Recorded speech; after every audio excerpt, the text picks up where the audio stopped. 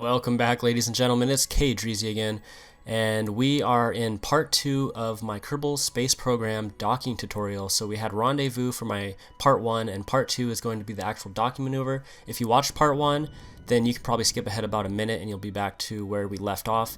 And if you're just tuning in here, I just wanted to show all of you, once you get your orbits matched up and you're within about 5 kilometers of the target spacecraft, what I'm doing right now is making sure that my spacecraft is moving towards the target and it's aiming at the target. And so what you do is you look at those three symbols that I have right now, the orange, the pink, and the yellow. And the yellow is your prograde, which basically means that's where your spacecraft is heading.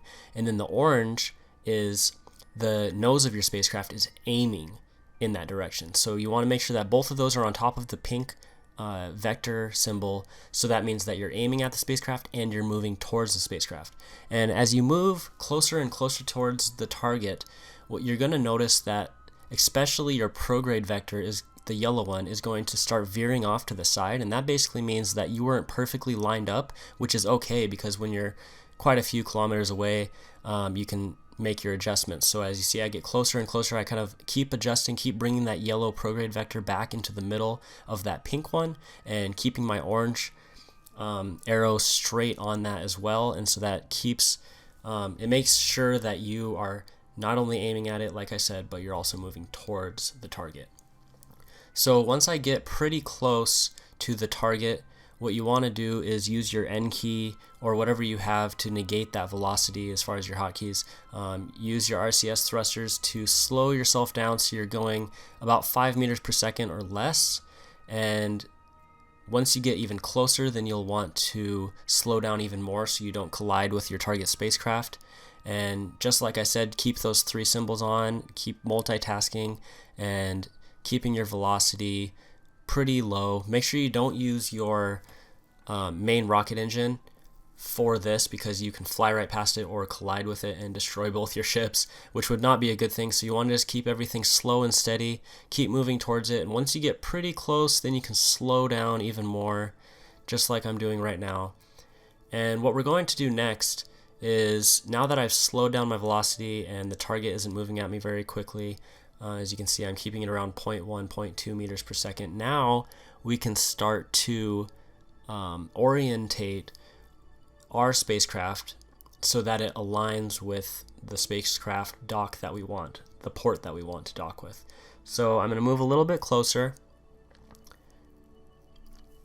and then once I get closer, I'm going to start using my keys to adjust the orientation of my spacecraft. Another thing that you can do is hit the bracket key so you can switch over to your main center for your space station, and you can rotate it.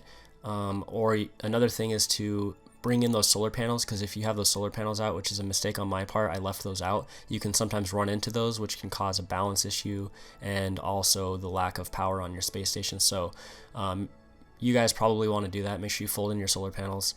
And so, like I said, we're just orientating our spacecraft so it lines up with that port.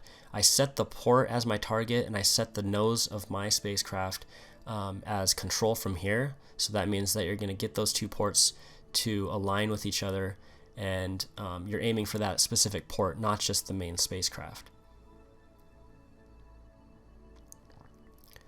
And like I said, we're just moving really slowly, making small little adjustments using our RCS thrusters and bringing it in. And what you'll see me doing is moving my camera around a lot, because sometimes it can be kind of deceptive looking from only one angle. So you want to keep moving your camera around while you're using your RCS thrusters to make your adjustments, and that just allows you to not, crash into your spacecraft or completely miss the docking port. And as you make those minor adjustments, you're just going to get it close enough where the magnets will catch, and if you get it close enough like that, it'll automatically dock for you. And there you have it. Now you have a space station. And as you can see, I have some extra fuel in my docking craft, and so I'm going to put that into my main space station center. And then I have a decoupler on here so I can decouple that engine off. And usually if you were were smarter than me, you'd put a docking port right there so that you can add more spacecraft to the end of that docking spacecraft, and you can just keep adding more parts to your space station. You don't have to do that. You know, as you can see, I already had 3 other docking ports on that main spacecraft before, but that is basically it. It just takes some patience. You just have to keep making small little adjustments, and it takes some practice. I've probably docked about 30 times, so I'm starting to get pretty good at it. But besides that, I hope you guys learned something from this video. Let me know what you think in the comment section, and have a great day.